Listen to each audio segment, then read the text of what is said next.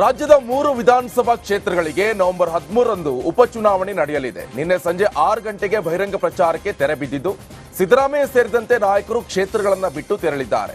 ಇನ್ನೆರಡು ದಿನ ಮನೆ ಮನೆ ಪ್ರಚಾರಕ್ಕೆ ಅವಕಾಶ ಇದ್ದು, ಕೊನೆ ಹಂತದ ಮತ ಶಿಕಾರಿ ನಡೀತಾ ಇದೆ. ಇನ್ನು ಬಹಿರಂಗ ಪ್ರಚಾರದ ಕೊನೆಯ ದಿನ ಚನ್ನಪಟ್ಟಣದಲ್ಲಿ ಸಿಎಂ ಸಿದ್ದರಾಮಯ್ಯ ಅಬ್ಬರಿಸಿ ಬೊಬ್ಬೆರೆದ್ರು. ಮಾಜಿ ಪ್ರಧಾನಿ ದೇವೇಗೌಡರ ವಿರುದ್ಧ ಗುಡುಗಿದ ಸಿಎಂ ಸಿದ್ದರಾಮಯ್ಯ, ನನ್ನನ್ನು ಸಿಎಂ ಮಾಡಿದ್ದು ದೇವೇಗೌಡ ಅಂತಾರಲ್ಲ, ನಿಮ್ಮನ್ನು ಮುಖ್ಯಮಂತ್ರಿ ಮಾಡಿದ್ಯಾರು? ನಾನು ಮತ್ತು ಜಾಲಪ್ಪ ಮೇಜು ಕುಟ್ಟಿ ಆಕ್ರೋಶ ವ್ಯಕ್ತಪಡಿಸಿದ್ರು. 2014ರ ಲೋಕಸಭಾ ಚುನಾವಣೆ ವೇಳೆ ದೇವೇಗೌಡರು ಮೋದಿ ವಿರುದ್ಧ ಮಾಡಿರುವಂತಹ ಭಾಷಣವನ್ನ ಪ್ರಸ್ತಾಪಿಸಿ ಕೆಂಡ ಕಾರಿದ್ರು. ಯಾವ್ಯಾವ ಕಾಲದಲ್ಲಿ ಏನೇನು ಹೇಳ್ತಾರೆ, ಸಿದ್ದರಾಮಯ್ಯನನ್ನ ನಾನು ಮುಖ್ಯಮಂತ್ರಿ ಮಾಡಿದೆ. ಮಿಸ್ಟರ್ ದೇವೇಗೌಡ, ನಿನ್ನನ್ನು ಮುಖ್ಯಮಂತ್ರಿ ಮಾಡಿದವರು ಯಾರು? ನಾನು ಜಾಲಪ್ಪನವರು ಇಲ್ಲದೆ ಹೋಗಿದ್ರೆ ಈ ದೇವೇಗೌಡ ಮುಖ್ಯಮಂತ್ರಿ ಆಗಲಿಕ್ಕೆ ಸಾಧ್ಯನೇ ಇರಲಿಲ್ಲ ಅಂತಕ್ಕಂಥ ಮಾತುಗಳನ್ನು ಹೇಳಲಿಕ್ಕೆ ಬಯಸ್ತಾ ಇದ್ದೇನೆ. ನಾನು 1994 ಇಸ್ವಿನಲ್ಲಿ ಇವರು ಚೀಫ್ ಮಿನಿಸ್ಟರ್ ಆಗಲಿಕ್ಕೆ ಸಾಧ್ಯನೇ ಇರಲಿಲ್ಲ. ಅವತ್ತು ರಾಮಕೃಷ್ಣ ಹೆಗ್ಡೆ ಮುಖ್ಯಮಂತ್ರಿ ಆಯ್ತಿದ್ರು. ದೇವೇಗೌಡರು ಹೇಳಿದ್ರು, ನರೇಂದ್ರ ಮೋದಿ ಯಾವ ಕಾರಣಕ್ಕೂ ಕೂಡ ಮತ್ತೆ ಪ್ರಧಾನಮಂತ್ರಿ ಆಗಲ್ಲ. ಒಂದು ವೇಳೆ ಪ್ರಧಾನಮಂತ್ರಿ ಆದ್ರೆ ದೇಶ ಬಿಟ್ಬಿಡುತ್ತೀನಿ. ಬಿಟ್ರ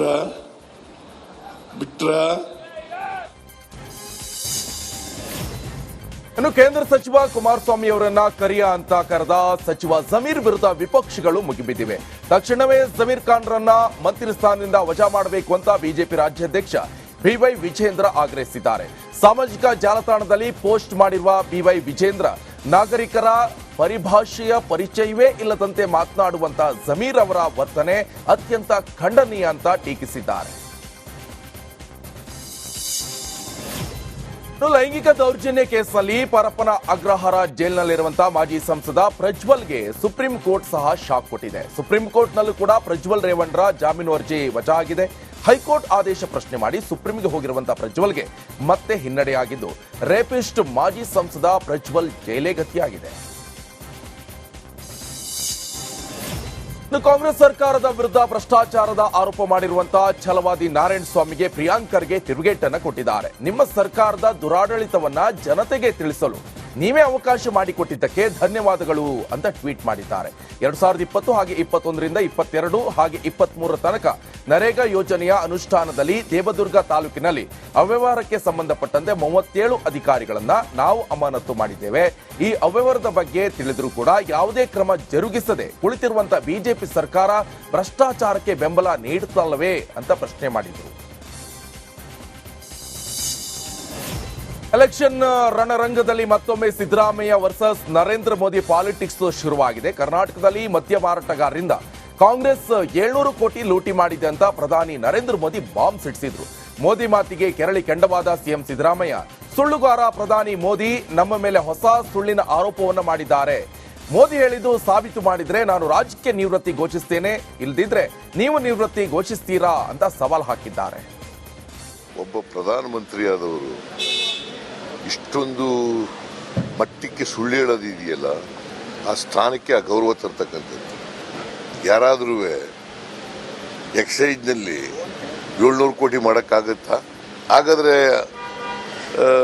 MLAಗಳನ್ನೆಲ್ಲ 17 ಜನ MLA ಕೊಂಡ್ಕೊಂಡ್ರಲ್ಲ, ಎಷ್ಟು ಕೋಟಿ ಕಟ್ ಮಾಡಿದ್ರು?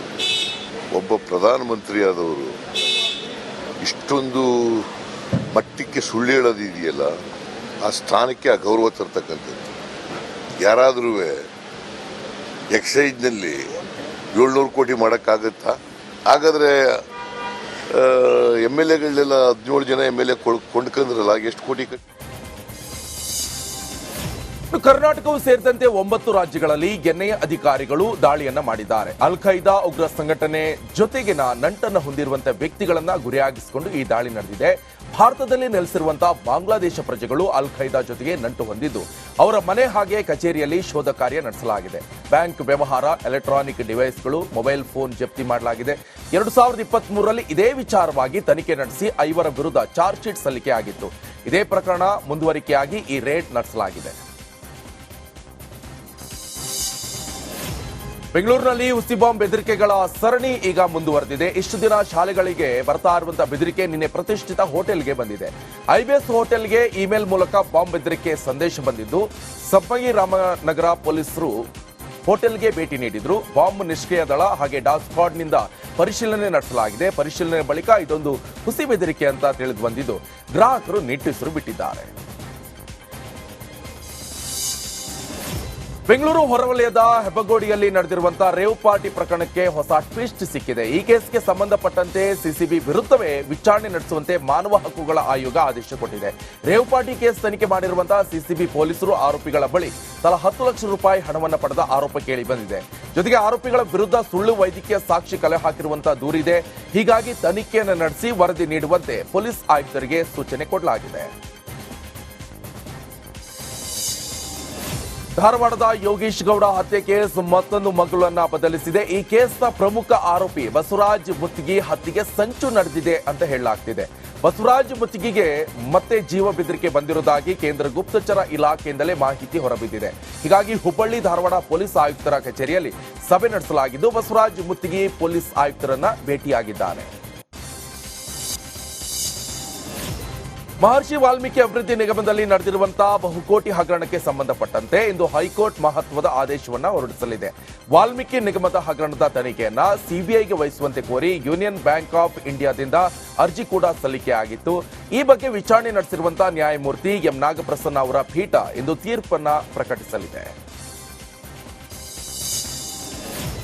ಕೊಪ್ಪಳದ ಗಂಗಾವತಿ ಪಟ್ಟಣದಲ್ಲಿ ತೋಟಗಾರಿಕೆ ಇಲಾಖೆ ಕಚೇರಿ ಮೇಲೆ ಲೋಕಾಯುಕ್ತ ಅಧಿಕಾರಿಗಳು ದಾಳಿ ಮಾಡಿದ್ದಾರೆ. Senior assistant director Mahesh H Lokayukta ಬಲೆಗೆ ಬಿದ್ದಿದ್ದಾನೆ. ತೋಟಗಾರಿಕೆ ಇಲಾಖೆಯ ಯೋಜನೆಗಳಿಗೆ ವೀರನಗೌಡ ಮೆಟೀರಿಯಲ್ ಸಪ್ಲೈ ಮಾಡಿದ್ರು. ಆದರೆ ಪೆಂಡಿಂಗ್ ವರ್ಕ್ ಬಿಲ್ ಪಾವತಿ ಮಾಡಲು ಅಸಿಸ್ಟೆಂಟ್ ಡೈರೆಕ್ಟರ್ ಲಂಚದ ಬೇಡಿಕೆ ಇಟ್ಟಿದ್ದು, ನಿನ್ನೆ ಕಚೇರಿಯಲ್ಲಿ 1 ಲಕ್ಷ ಹಣ ಲಂಚ ಪಡೆಯುವಾಗ ರೆಡ್ ಹ್ಯಾಂಡ್ ಆಗಿ ಸಿಕ್ಕಾಕೊಂಡಿದ್ದಾನೆ. ಎನ್ಡಬ್ಲ್ಯೂಕೆಆರ್ಟಿಸಿ ಅಧ್ಯಕ್ಷರು ಮತ್ತು ಶಾಸಕರಾದ ರಾಜು ಕಾಗೆ ಅವರ ಜಿಲ್ಲೆಯಲ್ಲಿಯೇ ಬಸ್ ಇಲ್ಲದೆ ವಿದ್ಯಾರ್ಥಿಗಳು ಪರದಾಡುವಂತಾಗಿದೆ. ಬೆಳಗಾವಿ ಜಿಲ್ಲೆ ಚಿಕ್ಕೋಡಿಯಲ್ಲಿ ಸೂಕ್ತ ಬಸ್ ವ್ಯವಸ್ಥೆ ಇಲ್ಲ. ಈ ಬಗ್ಗೆ ಹಲವು ಬಾರಿ ಸಂಬಂಧಪಟ್ಟ ಅಧಿಕಾರಿಗಳ ಗಮನಕ್ಕೂ ಕೂಡ ತರಲಾಗಿದೆ. ಆದರೆ ಯಾವುದೇ ಪ್ರಯೋಜನ ಆಗಿಲ್ಲ ಅಂತ ವಿದ್ಯಾರ್ಥಿಗಳು ದೂರಿದ್ದಾರೆ. ಸಮರ್ಪಕ ಬಸ್ ವ್ಯವಸ್ಥೆ ಇಲ್ಲದೆ ವಿದ್ಯಾರ್ಥಿಗಳು ಮನೆ ತಲುಪಲು ರಾತ್ರಿ 8 ಗಂಟೆ ಆಗ್ತಾ ಇದೆ ಅಂತ ಪೋಷಕರು ಆಕ್ರೋಶವನ್ನ ವ್ಯಕ್ತಪಡಿಸಿದರು. ಮಡಿಕೇರಿಯಲ್ಲಿ ಅಕ್ರಮವಾಗಿ ಬೀಟೆ ಮರ ಸಾಗಾಟ ಮಾಡ್ತಾ ಇರುವಂತಹ ಆರೋಪಿಯನ್ನ ಮಾಲ್ ಸಮೇತ ಅಧಿಕಾರಿಗಳು ವಶಕ್ಕೆ ಪಡೆದಿದ್ದಾರೆ. ಮಡಿಕೇರಿ ಸಮೀಪದ ಕಗ್ಗೋಡ್ಲು ಗ್ರಾಮದಲ್ಲಿ ಅರಣ್ಯ ಅಧಿಕಾರಿಗಳು ಕಾರ್ಯಾಚರಣೆ ಮಾಡಿದ್ದು, ಸುಮಾರು 8 ಲಕ್ಷ ಬೆಲೆ ಬಾಳುವಂತಹ ಬೀಟೆ ಮರಗಳನ್ನು ವಶಕ್ಕೆ ಪಡೆಯಲಾಗಿದೆ.